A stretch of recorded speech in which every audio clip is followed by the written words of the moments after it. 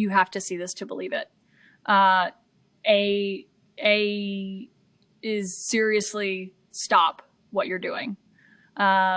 Because if you bid, you might have missed the exact second the Republican Party's brain broke in real time. I am not talking about a gaffe. I am not talking about a stumble.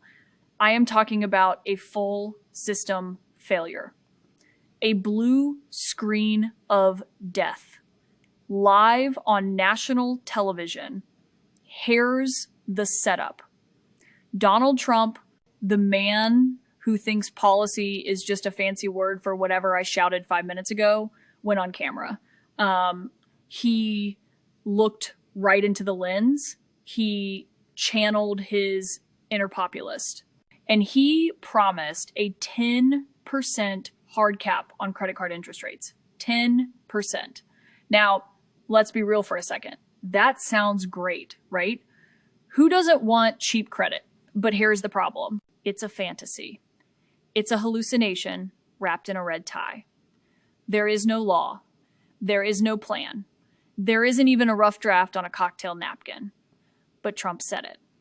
So in MAGA world that makes it gospel, he threatened severe consequences for companies that don't comply.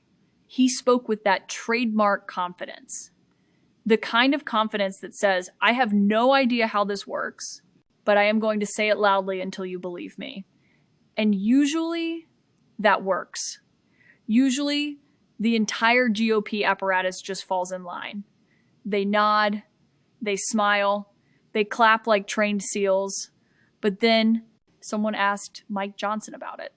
Mike Johnson, the Speaker of the House, the guy whose entire survival strategy is don't poke the bear, the man who has turned being invisible into an art form. He is the ultimate yes man. If Trump said the sky was neon green, Johnson would be on Fox News 5 minutes later explaining the nuance of the emerald atmosphere. But this time, he didn't nod. He didn't smile. He froze. It was subtle. But if you know what to look for, it was deafening. He paused. He looked like a kid who forgot his lines in the school play. And then he started doing something Republicans haven't done in 8 years. He started talking about process. We need to study it. We need consensus. We need to look at unintended consequences, translation.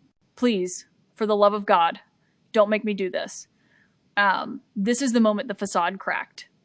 You saw the panic behind the eyes. Because Mike Johnson knows something Trump doesn't care about. He knows how the world actually works. Axie Trump thinks he's an emperor. He thinks he can wave a wand and banks will just stop making money. But Johnson, he has to deal with reality. And in reality, telling Wall Street you're going to slash their profits by 70% isn't a campaign slogan. It's a declaration of war, and Johnson is caught in the middle. Look at the absurdity of it. You have the leader of the Free Market Party proposing price controls that would make a Soviet central planner blush. And you have the Speaker of the House, a guy who supposedly loves deregulation, trying to figure out how to say that's a stupid idea without saying the boss has lost his mind. It's hilarious. It's tragic. And it tells you everything you need to know about the state of the GOP right now. They are terrified. They aren't terrified of Democrats. They aren't terrified of voters. They are terrified of the monster they built. They spent a decade telling you that Trump is a genius, that his instincts are perfect, that he's playing 4D chess while everyone else is playing checkers. But when he throws out a grenade like this, a grenade that threatens the very donors who pay for Mike Johnson's nice suits, the game stops. The glitch happens.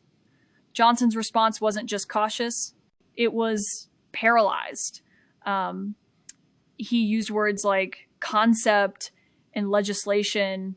Those are boring words. Those are safe words. Those are the words you use when you're trying to bury a dead body before the neighbors notice the smell. He couldn't defend it. He couldn't spin it. All he could do was stall. And that stall, that hesitation, that is The sound of a party that has completely lost control. They are riding a tiger, and the tiger just decided to jump off a cliff. Mike Johnson is just the guy holding the leash, wondering if it's too late to let go. But here's the kicker. This isn't just about credit cards. But if you think this is about interest rates, you're missing the plot. This is about money. Real money. The kind of money that buys elections. And that brings us to the real reason Mike Johnson looked like he was about to vomit on live TV. It wasn't because he disagreed with the policy. It was because he felt his phone buzzing in his pocket, and he knew exactly who was calling.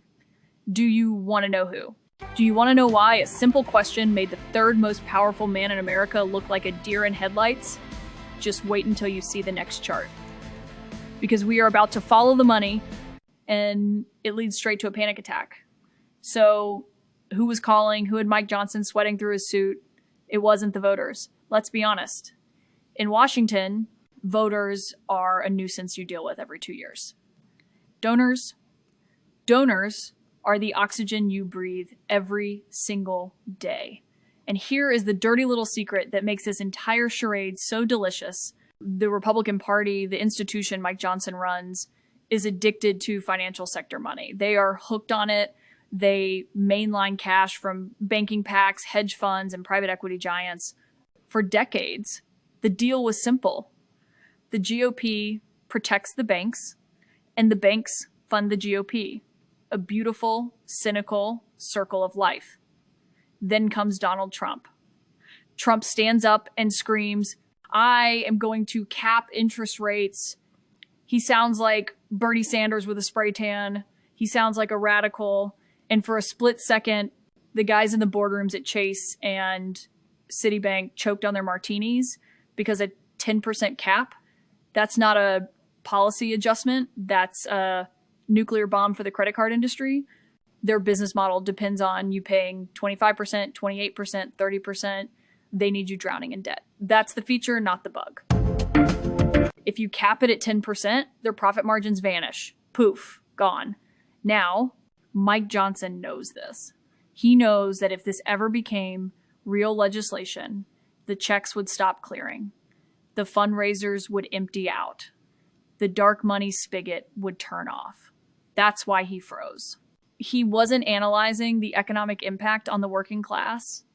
Please, he was calculating the damage to the RNC bank account. He was terrified. Think about the position he's in.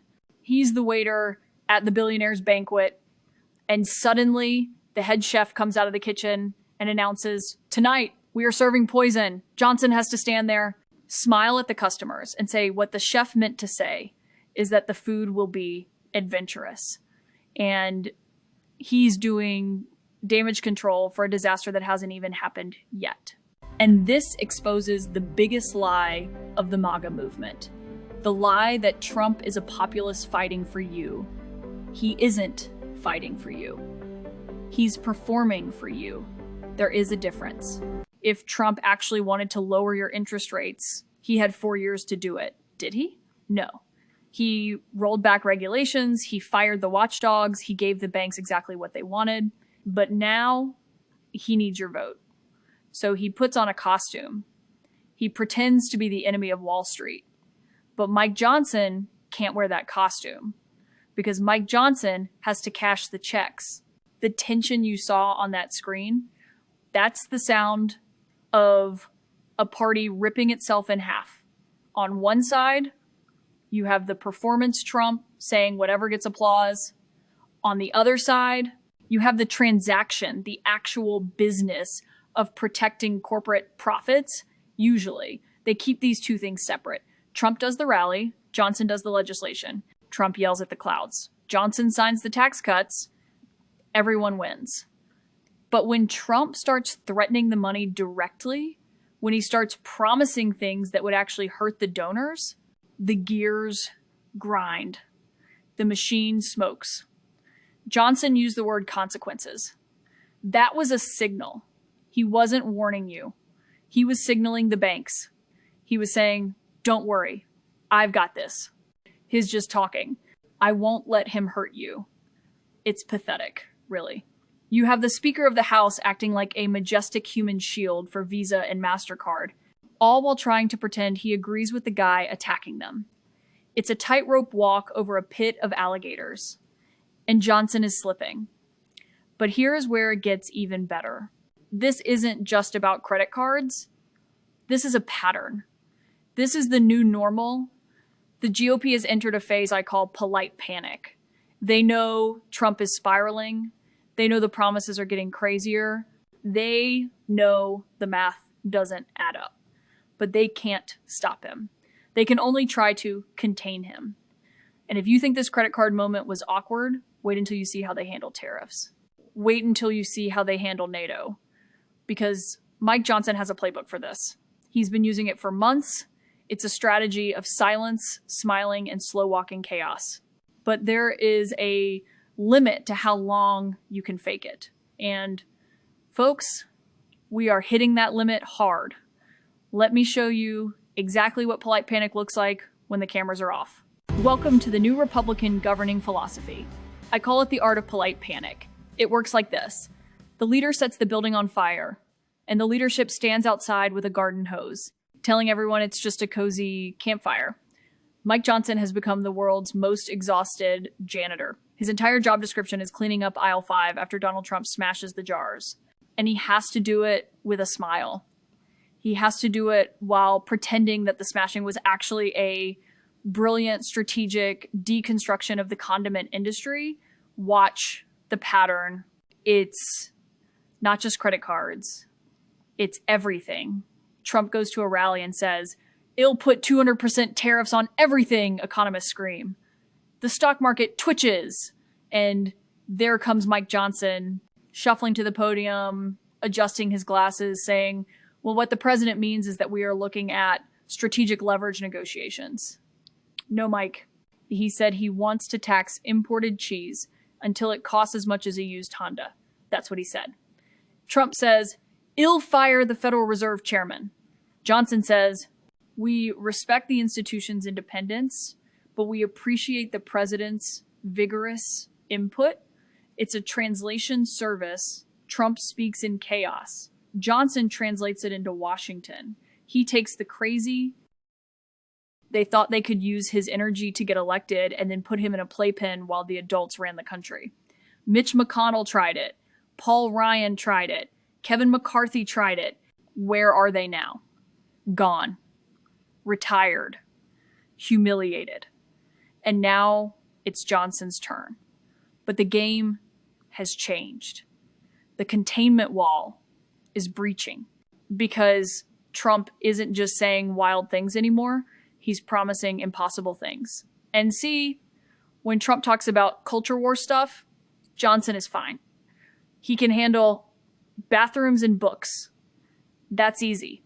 That's red meat. But when Trump starts messing with the mechanics of the economy, when he starts promising 10% interest caps and tariff wars, that's not culture. That's math. And math is the one thing Mike Johnson can't spin. You can't gaslight a calculator. You can't spin a balance sheet. When the math doesn't work, the system breaks. Johnson knows that Trump's economic ideas are a disaster waiting to happen. He knows the tariffs will spike inflation. He knows the interest cap will kill lending. He knows firing the Fed chair will crash the dollar. He knows this, but he can't say it because in this party, admitting reality is treason. So he freezes. He stutters. He talks about unintended consequences. He is a man trapped in a paradox. He has to support the candidate who is actively promising to wreck the economy that the party relies on. It's like watching a pilot cheer for the guy trying to rip the wings off the plane mid-flight. Go ahead, sir! Great idea! Maybe loosen the landing gear too. Just let's study the impact first. It's pathetic, but it's also dangerous.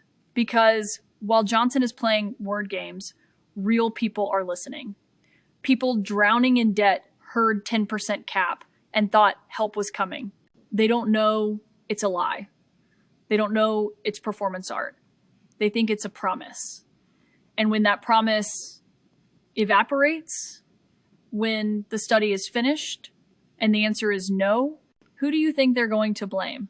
Mike Johnson thinks he's being clever. He thinks he's managing the situation, but he's not. He's writing checks. His party can't cash. And eventually, the bill comes due. And folks looking at the economic reality of 2024, the bill is already in the mail, and it is going to be ugly because you can fake confidence. You can fake unity. You can even fake policy, but you cannot fake the price of eggs. And you certainly can't fake the crash that happens when the illusion finally shatters. Here is the brutal truth that Mike Johnson is too terrified to whisper. The magic trick is over. For 8 years, the entire Republican ecosystem has run on a single fuel-injected engine. The belief that Donald Trump can bend reality to his will. If he says the wall is built, it's built. If he says the economy is great, it's great. If he says the virus is gone, it's gone. It's the strongman illusion. Confidence equals competence. But economics?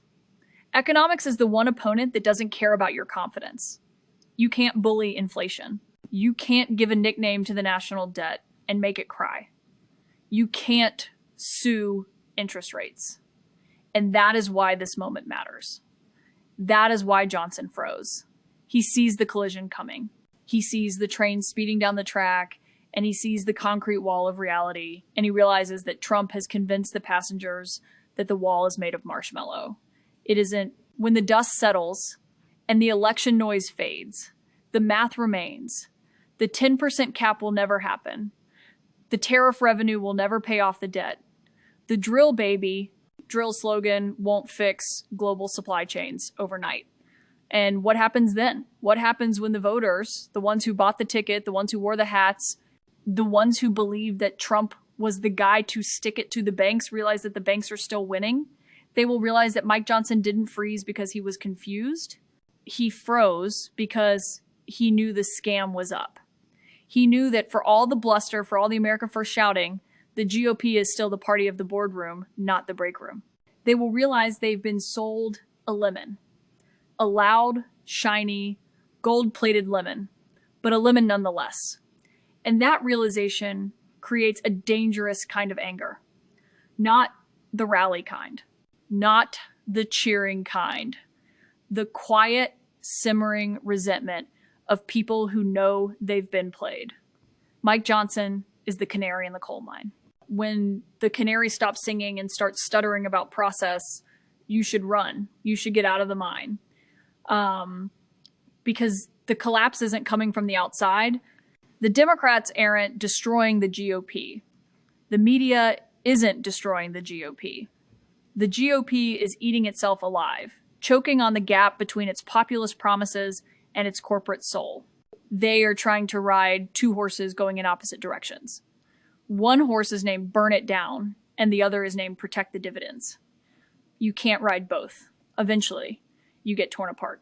We just watched the first rip. So here's my advice. Don't listen to the speeches. Don't listen to the sound bites. Watch the pauses. Watch the hesitation. Watch the moments when the script fails and the actors have to improvise. Because in those moments of silence, the truth leaks out. Mike Johnson told you everything you need to know without saying a word. He told you that there is no plan. He told you that the donors are still in charge.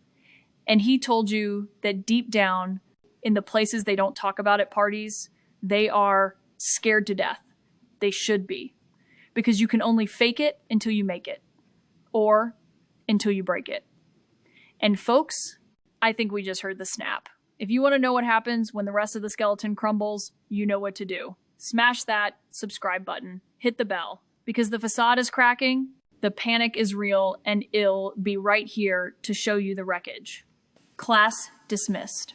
Let's take a step back from Washington for a second. Let's leave the Capitol building and go to a kitchen table in Ohio, or Pennsylvania, or Michigan. because this is where the scam actually happens. Picture a guy, let's call him Joe. Joe voted for Trump. He loves the rallies. He wears the hat. But Joe is also drowning. His credit card balance is $12,000. His interest rate just hiked to 29.99%. Every month, he pays the minimum, and the balance goes up. He feels like he's running on a treadmill that's on fire. And then he sees Donald Trump on TV, and Trump says, I will cap that interest at 10%. For Joe, that's not politics. That's a lifeline. That's the difference between losing his truck and keeping it. That's salvation. He thinks, finally, someone gets it. Someone is going to smash these greedy banks. But here is what Joe doesn't see. He doesn't see the wink. He doesn't see the good cop, bad cop routine being played out between Trump and Mike Johnson. It's a classic hustle. Trump plays the good cop. He promises the moon. He promises relief. He promises to break the system. He gets Joe excited. He gets Joe's vote. Then Mike Johnson steps in as the bad cop, or maybe the responsible cop. He says, oh, we'd love to do that, but legislation is hard. The process is complex. We have to respect the markets. And the result, the interest rate never changes. The cap never happens. The banks keep their money. But, and this is the genius of the con, Joe doesn't blame Trump. He blames the swamp. He blames Congress. He blames the deep state. He doesn't realize that Trump and Johnson are playing on the same team. They are running a play, and Trump brings the customers in the door with a flashy sign that says free money, and Johnson stands at the register telling them, sorry, the machine is broken today. It is performative populism. It's fake. It is emotional manipulation of the highest order.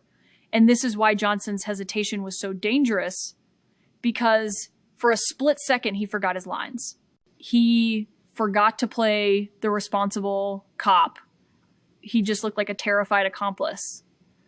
If the voters like Joe ever figure this out, if they ever realize that the populism is just a marketing campaign for the same old corporate tax cuts, the anger won't be directed at Democrats.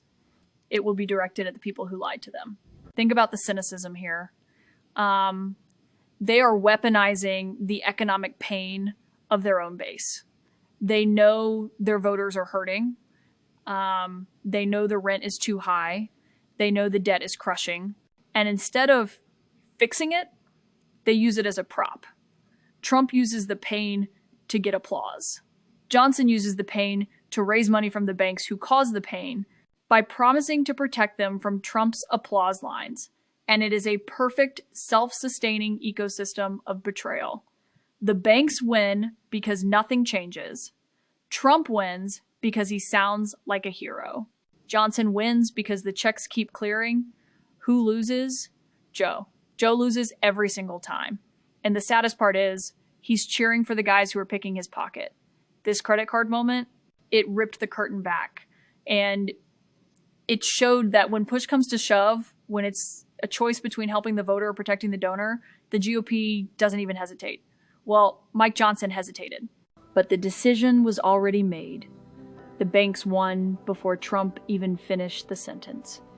And that is the tragedy of modern American politics. We aren't debating policy anymore. We are watching a wrestling match where the outcome is predetermined, but the audience is betting their life savings on the result. Mike Johnson knows the match is rigged. That's why he looked so uncomfortable. It's hard to look into a camera and lie to millions of people when you know exactly who signs your paycheck. But he did it anyway. He swallowed hard, mumbled about consequences, and got back in line. Because in this game, the only unforgivable sin isn't lying to the voters, it's telling them the truth. So, where does this leave us? The magic trick is over. And their sin for 8 years, the Republican ecosystem has run on a single engine. The belief that Donald Trump can bend reality. If he says the wall is built, it's built. If he says the economy is booming, it's booming. but you can't gaslight a bank statement. You can't bully a compounding interest rate. Mike Johnson sees the collision coming. He sees the train speeding down the track, and he sees the concrete wall of reality. He realizes that Trump has convinced the passengers that the wall is made of marshmallow. It isn't. When the dust settles, the 10% cap will be gone. The tariff revenue will be a fantasy. The drill, baby, drill slogan won't pay Joe's credit card bill. And when the voters, the ones who bought the ticket, the ones who wore the hats, realize that the banks are still winning, that the populist revolution was just a rebranding of the same old corporate grift, they will realize Mike Johnson didn't freeze because he was confused. He froze because he knew the scam was up. He knew that deep down, the GOP is still the party of the boardroom, not the break room. They will realize they've been sold a lemon, a loud, shiny, gold-plated lemon. And that realization creates a dangerous kind of anger, not the rally kind, the quiet, simmering resentment of people who know they've been played. Mike Johnson is the canary in the coal mine. When the canary stops singing and starts stuttering about process, you should run. Because the collapse isn't coming from the Democrats. The GOP is eating itself alive, choking on the gap between its promises and its soul. They are trying to ride two horses going in opposite directions, burn it down and protect the dividends. You can't ride both. Eventually, you get torn apart. We just watched the first rip. So here is my advice. Don't listen to the speeches. Watch the pauses. Watch the hesitation. Watch the sweat on the brow of the Speaker of the House. Because in those moments of silence, the truth leaks out. Mike Johnson told you everything you need to know. He told you there is no plan. He told you the donors are in charge. And he told you that they are scared to death that you might finally figure it out. They should be. Because you can only fake it until you make it. Or until you break it. And folks, I think we just heard the snap. If you want to stay ahead of the collapse, you know what to do. Smash that subscribe button, hit the bell, because the facade is cracking, the panic is real, and it'll be right here to show you the wreckage. Class dismissed.